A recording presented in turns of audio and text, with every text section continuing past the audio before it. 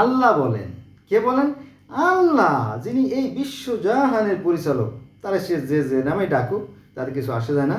তো আল্লাহ বলতেছে, কি বলতেছে দেখেন, যে মানুষগণ, মানুষ না, মানুষ আদিতে ছিল একই উম্মত, তা না, বলছে মানুষগণ, মানুষেরা, রা মানে কি, মানুষ মানে মানুষ, আর মানুষেরা বলতে বহু বচন, মানে সকল মানুষকে বোঝানো হয়।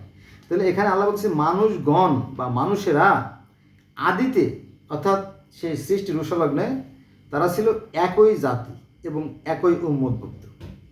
এটা আছে সূরা আল বাকারা আয়াত নম্বর 213। ক্লিয়ার? তাহলে এই মানুষের মধ্যে বিভক্তি আসলে কিভাবে? সময়ের পরিবর্তে যখন বহু মানুষ হয়েছে, তখন তারা খাদ্যের অন্বেষণের কারণে, খাদ্যের প্রয়োজনে তারা বিভিন্ন দলে বিভক্ত হয়ে বিভিন্ন জায়গায় ছড়াই গেছে। বুঝা গেছে? তাহলে সকল মানুষ আমরা ভাই ভাই, ভাই ভাই কিনা? 100% ভাই ভাই। এখন কথা হচ্ছে, যদি একটা ভাই, হিন্দুরা নামাজ পড়ে না, তারা মূর্তি পূজা করে, মাটি দিয়ে মূর্তি তৈরি করে, কাদা দিয়ে মূর্তি তৈরি করে, খড়কুটো দিয়ে, বাঁশ দিয়ে মূর্তি তৈরি করে, তো তাকে বলতে হবে, ভাই রে, লক্ষ্মী ভাই, এই মূর্তি তো কিছুই করতে পারে না, এটা কলাও খাইতে পারে না, কলা দিতেও পারে না, কলা গাছতে পারতে পারে, তাই না? তাহলে কীভাবে সৃষ্টি হয়? এই যে দেখো, এই যে পৃথিবীতে যে 800 কোটি মানুষ, সবাই আমরা একই স্রষ্টার সৃষ্টি, তাই না? হ্যাঁ হ্যাঁ, ঠিক ঠিক ঠিক। তাহলে তুমি কি দেখাও? পাছা দিয়ে খাও না মুখ দেখাও? মুখ দেখাই। তাহলে আমিও মুখ দেখাই। ধরো কি দে? হাত দে। আমিও হাত দিয়ে ধরি। দেখো কি দে? চোখ দে। আমিও চোখ দিয়ে দেখি। কথা বলি, মুখ দে। হ্যাঁ, মুখ দে। তুমি নাক দে, নিঃশ্বাস নাও। হ্যাঁ, নাক দে। তো দেখো, আমাদের নিয়ম সবাই আমরা সমান সমান, বলে হ্যাঁ সমান সমান। তাহলে আমি তো সেই, তুমি এই ছোট মূর্তির পূজা করো, আমি তো সূর্যের পূজা করি। ও হো, তাই তো? বলে কেন সূর্যের পূজা কেন করো? বলে ভাই, এই সূর্য দেখছো, সূর্য সকালে যখন উদিত হয় তখন তো সকাল হয়, তাই না? হ্যাঁ হ্যাঁ হ্যাঁ। সূর্য যদি না আসে তো সকাল হয় না? সকাল হয় না। সূর্য না ডুবলে রাত হয় না? রাত হয় না। তো সূর্য যেখানে আলো দেয় সেখানে তো গাছপালা হয় না? হ্যাঁ হ্যাঁ। যেখানে সূর্য আলো দেয় না সেখানে গাছপালা হয় না, তাই না? সূর্য যখন তাপ দেয় তখন কিন্তু বাতাস প্রবাহ হয়, তাই না? হ্যাঁ। রাতের বেলা বাতাস কম থাকে, স্থির থাকে, কিন্তু সূর্য যখন তাপ দেয়, বিশেষ করে গরমকালে যখন বেশি তাপ দেয়, তখন বাতাসের ঘূর্ণন বেশি হয় এবং ঝড় বৃষ্টি হয়। হ্যাঁ, ঠিক ঠিক ঠিক ঠিক। তো এই সূর্যের কারণে গোটা পৃথিবীর 800 কোটি মানুষ আমরা আহার পাই, জানো? তা তো আমি বুঝি না, জানি না, বলো শোনো। এই সূর্য যখন তাপ দেয় তখন গাছে ফুল ফল হয়। সূর্যের তাপ নাই তো ফল নাই। মনে করো যে ইটের নিচে একটা গাছ পড়ে গেছে, হলুদ হয়ে গেছে, বিবর্ণ হয়ে গেছে, তাতে কি ক্লোরোফিলের উপস্থিতি নাই, গাছে ফুল ফল ধরবে না। ঘটনা তো কিছুটা মনে হচ্ছে সত্যি। হ্যাঁ ভাই, আমরা জগৎ জুড়ে সকল মানুষ এক স্রষ্টার সৃষ্টি।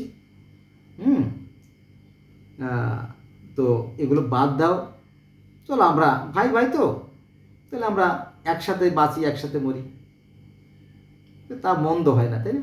একজন কবি একটা কবিতা লিখছিল যে, জগৎ জুড়িয়া এক জাতি আছে, সে জাতির নাম মানুষ জাতি, একই পৃথিবীর স্তন্যে লালিত, একই রবি শশী মোদের সাথী, শীত তাপ ক্ষুধা তৃষ্ণার জ্বালা, সবাই মোরা সমান বুঝি, জলে মরি বাসি পাইলে ডাঙ্গা, ধলো আর কালো বাহিরে কেবল, ভিতরে সবাই সমান নাগা।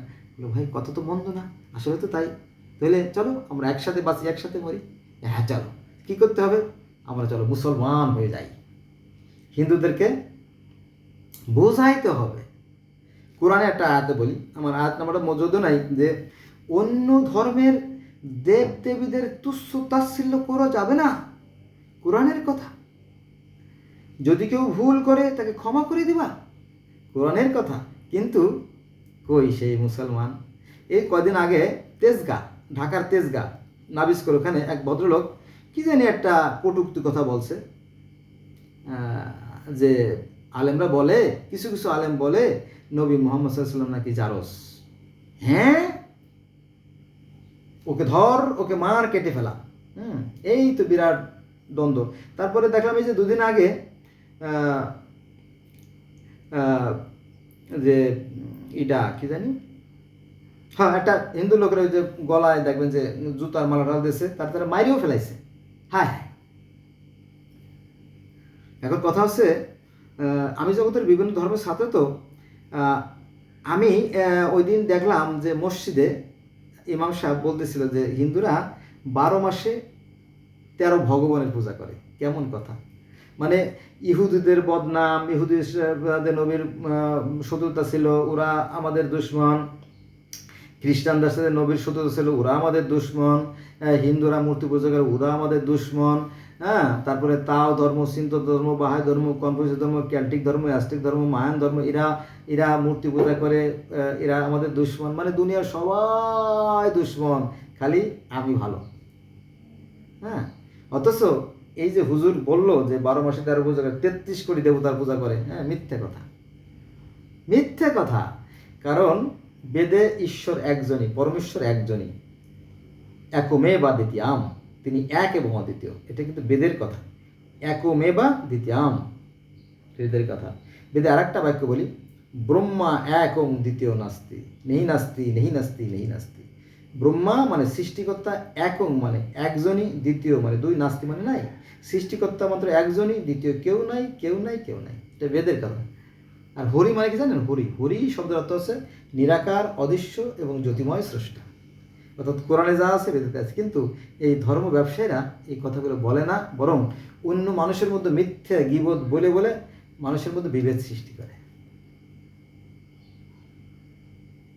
এখন আপনি কি বিভেদ সৃষ্টি করতে রাজি? করেন। আপনাকে মৃত্যু পর্যন্ত সময় দেওয়া হলো, জন্ম থেকে মৃত্যু পর্যন্ত আপনার মেয়াদ। এর মধ্যে আপনি যা কিছু করবেন সমস্ত কর্মফল আপনাকে দেখানো হবে।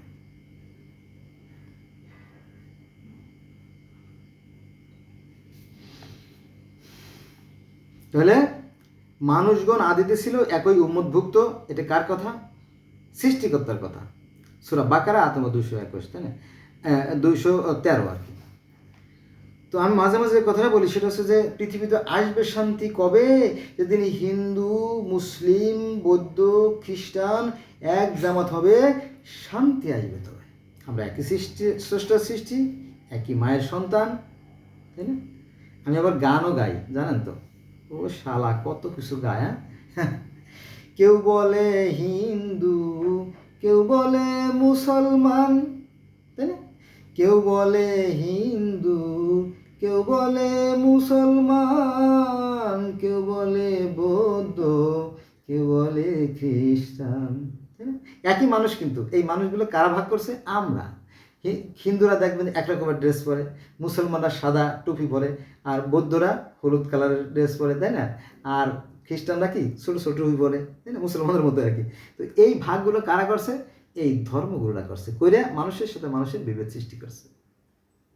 এবং এই কিন্তু একই কাহিনী, কিন্তু বেদ বাইবেল আলাদা আলাদা গ্রন্থ রচনা করে মানুষের মধ্যে বিভেদ সৃষ্টি করছে।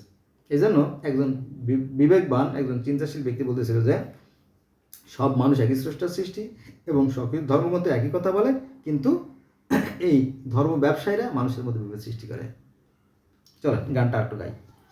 কেউ বলে হিন্দু, কেউ বলে মুসলমান, কেউ বলে বৌদ্ধ, কেউ বলে খ্রিস্টান। আমি বলি সবাই মানুষ একই সমান, একই গর্ভে জন্ম, মোদের এক মায়ের সন্তান। কেউ বলে হিন্দু, কেউ বলে মুসলমান, কেউ বলে বৌদ্ধ, কেউ বলে খ্রিস্টান। আমি বলি সবাই মানুষ একই সমান, একই গর্ভে জন্ম, মোদের এক মায়ের সন্তান। ভেদাভেদ বাইবেল কুরআন, একই বিধাতার দান। ভেদাভেদ বাইবেল কুরআন, একই বিধাতার দান। একই নিয়মে করি জীবন বিধান। কেউ বলে ভগবান, কেউ বলে রহমান। আল্লাহ মানে সৃষ্টিকর্তাকে বিভিন্ন মানুষে ডাকে। কেউ বলে ভগবান, কেউ বলে রহমান, কেউ বলে আল্লাহ করিম, কালো ঘন শ্যাম। আমি বলি সবাই মানুষ একই সমান। এখন কোরআন তো তাই বলতেছে বাবা, বাবা গো, কোরআন তো তাই বলে বাবা। মানুষগণ আদিতে ছিল একই উম্মতভুক্ত। সূরা বাকারা ৮ নম্বর 200। তার মানে কি, অল ম্যান আর ইকুয়াল, আমরা সবাই কি ভাই ভাই। আমি যে কথাটা বলি সেটা হচ্ছে যে জগতে আসবে শান্তি কবে, যেদিন হিন্দু মুসলিম বৌদ্ধ খ্রিস্টান এক জামাত হবে, শান্তি আসবে তবে। তো আসুন আমরা মানুষকে মানুষ হিসেবে গণ্য করি, ধার্মিক হিসেবে নয়। ধর্ম মানুষের মধ্যে হিংসা বিদ্বেষ ঘৃণা সৃষ্টি করে। এই ধর্ম হিংসা বিদ্বেষ ঘৃণা থেকে সৃষ্টি। ধর্ম মানুষের মধ্যে মানুষের বিভেদ সৃষ্টি করে। ধর্ম কখনোই কল্যাণ বয়ে আনবে না, আর ধর্মের দোহাই দিয়েও আপনি জান্নাত পাবেন না। ভালো কর্ম করলে আপনি জান্নাত পাবেন। একজন সৃষ্টিকর্তা আছেন, সে ব্যাপারে কোনো সন্দেহ নাই। আর সৃষ্টিকর্তা পৃথিবীর প্রত্যেকটা মানুষের জন্য একই বিধান রচনা করছেন। সেটা হচ্ছে কি, পৃথিবীর যে 800 কোটি 900 কোটি মানুষ বর্তমানে আমরা আছি, তাদের রক্ত লাল। এর আগে যে সমস্ত মানুষ পৃথিবী ছিল তাদেরও রক্ত লাল, এবং ভবিষ্যতে যে সমস্ত মানুষ পৃথিবী হবে তাদেরও রক্ত লাল। Thanks a lot for watching my video.